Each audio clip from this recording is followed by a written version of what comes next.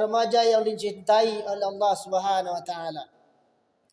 Pada khutbah ini, kesempatan kali ini kita masih berada pada suasana pergantian, masih hangat-hangatnya pergantian tahun. Tahun 2025 kita telah melewati 1 tahun fase kehidupan kita lagi. Kita tidak akan bercerita tahun-tahun yang belakang. Cukup apa dan bagaimana 365 hari kemarin yang telah kita lalui. 365 hari pada tahun 2025 yang sudah kita lalui. 12 bulan sudah kita lewati. Segala cerita di dalamnya. Ada cerita bahagia, ada tangis, ada air mata, ada keberhasilan di dalamnya, ada kegagalan selama 365 hari itu. Ada niat baik yang terwujud, atau bahkan ada niat baik yang tidak terwujud. Atau mungkin banyak ibadah yang kita tinggalkan. Sama dengan sebuah buku yang sering kita tulis. Buku itu sudah kita tutup. Catatan kita selama 365 hari sudah ditutup. Dan pertanyaannya kepada diri kita, apa yang sudah kita tulis dalam buku kita selama 365 hari kemarin? Mana yang banyak catatan yang baik atau catatan yang buruk yang tidak kita torehkan dalam buku kita itu? Kaum muslimin jamaah Jumat yang berbahagia, generasi muda yang dicintai Allah Subhanahu wa taala. Perjalanan hidup kita melewati 3 waktu atau 3 fase. Ada masa lalu, masa kini, dan masa yang akan datang. Masa lalu adalah cerita. Masa yang akan datang adalah harapan kita. Ini yang akan terjadi dalam kehidupan kita. Selaku orang beriman, selaku pemuda beriman, remaja harapan bangsa, harapan kedua orang tua, bagaimana kita mengambil pelajaran dari pergantian tahun yang sudah terjadi kemarin? Apakah hanya cerita bahagia, cerita hura-hura yang kita dapat dengan pergantian tahun? Jangan sampai demikian. Yang pertama, apa yang harus kita ambil dari pergantian tahun itu? Artinya yang pertama, dengan bergantinya tahun, usia kita semakin berkurang. Jadi kecil umur bertambah kalau tahun berganti. Tidak. Usia kita berkurang. Semakin dekat dengan pintu kematian kita. Dengan bergantinya tahun, kita semakin dekat dengan alam kubur kita. Dengan bergantinya tahun, kita semakin dekat dengan hisab perbuatan kita selama di dunia ini.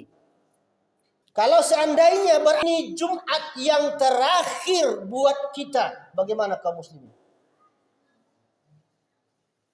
Kalau Allah berkehendak ini Jumat yang terakhir buat kita, apa yang akan kita bawa ke hadapan Allah kalau catatan kita selama 365 hari kemarin buram semuanya? Jadi jangan bangga dengan mudanya kita. Jangan bangga dengan kuatnya kita hari ini. Anak muda suatu hari nanti juga akan mempertanggungjawabkan semua perbuatannya. Bertanya dalam hati kita, wahai anak muda, bagaimana kalau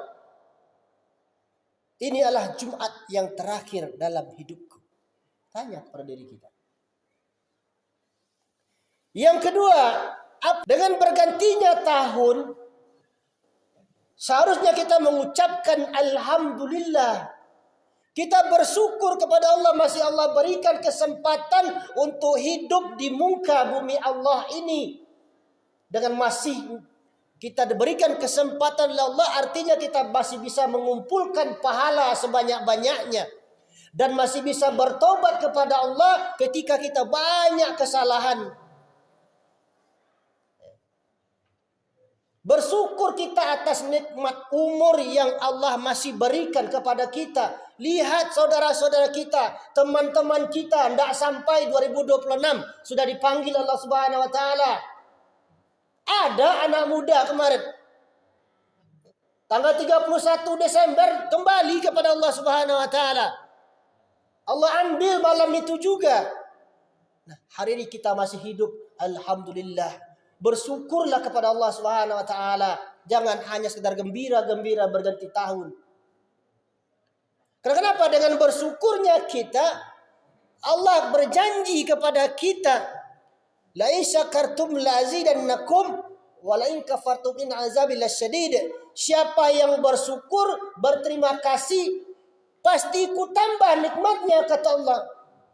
Tapi yang tidak tahu terima kasih, calik lo, kata Allah. Azab ambo sangat padia, kata Allah. Ado-ado saja cara nikmat tu hilang. Tapi siapa yang bersyukur, anak muda yang bersyukur dengan bertambahnya tahun ini, mungkin Allah tambah nikmatnya.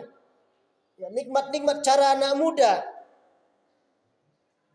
Allah tambah pintarnya, Allah tambah rezekinya.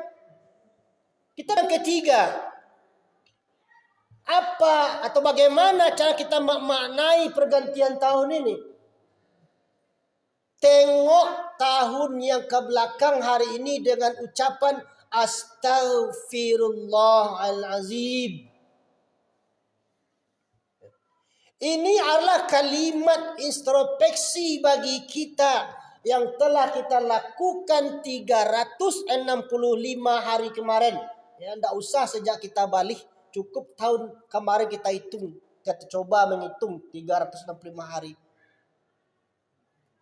Selama 365 hari, berapa banyak solat yang sudah saya tinggalkan? Selama 365 hari, berapa kali saya sudah tidak salat Jumat? Introspeksi diri kita. Berapa kali saya melawan kepada ibu saya, kepada ayah saya? Berapa kali saya tengok ke belakang dengan ucapan Astaghfirullahalazim. Ini perintah Allah. Ya ayyuhalladzina amanu taqullaha wal tanzur nafsum ma qaddamat lighada. Allah suruh kita memperhatikan hari esok, masa depan kita yaitu di akhirat kita, dengan melihat ke belakang bagaimana perbuatan kita. Mana yang banyak dosa yang kita kerjakan daripada amal ibadah kita kerjakan selama 365 hari kemarin. Kenapa kaum muslimin yang berbahagia, kita disuruh menghitung-hitung diri kita, introspeksi diri kita. Seperti dikatakan oleh sahabat Umar bin Khattab, hasabu anfusikum qabla tuhasabu. Hitung-hitung diri kalian sebelum dihitung nanti. Hisap-hisap diri kalian sebelum dihisap nanti. Kita semua nanti akan dihisap oleh Allah Subhanahu wa taala. Seluruh perbuatan kita akan dihisap, dihitung oleh Allah Subhanahu wa taala. Yang ketek, yang gadang akan dihitung. Tak ada yang terlepas dari Allah Subhanahu wa taala. Jadi kenapa kita perlu introspeksi diri di awal tahun ini? Mengevaluasi kekurangan kita di awal tahun ini. Satu yang kita harus tahu. Kullu nafsin za'iqatul maut. Semua manusia pasti akan mati. Dan kita tidak tahu kapan mati itu tiba. 3 rahasianya. Di mana kita mati kita tidak tahu. Kapan kita mati kita tidak tahu. Bagaimana kita mati kita tidak tahu. Entah sedang main HP kita mati pada hari Jumat kita tidak tahu. Hanya hitung diri kita berapa banyak sudah kesalahan kita. Jangan kita bangga dengan muda kita. Oh, saya masih muda, kematian jauh dari saya. Tidak. Ingat wahai anak muda, kematian tidak peduli muda dan tua. Syarat mati tidak perlu tua, syarat mati tidak perlu sakit. Anak muda juga bisa mati hari ini tiba-tiba kalau Allah berkehendak. Ingat wahai kaum muslimin, terutama generasi muda, yang namanya kuburan itu tidak pernah menanyakan muda apa tua. Yang namanya kuburan itu tidak pernah menanyakan sakit apa sehat. Maka introspeksi diri kita. Kemudian yang selanjutnya, bagaimana kita menyikapi pergantian tahun ini. Mulailah tahun ini dengan ucapan Bismillah. Dengan yang niat yang tulus kepada Allah Subhanahu wa taala.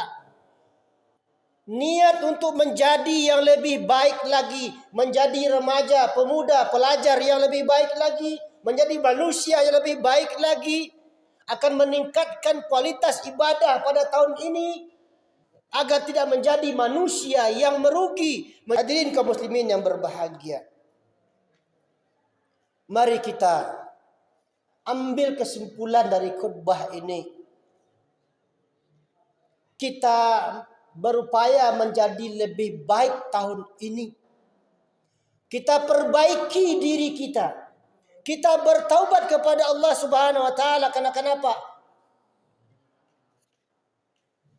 Ajal tak pernah menunggu taubat kita, tapi kitalah yang harus bertaubat sebelum ajal itu datang.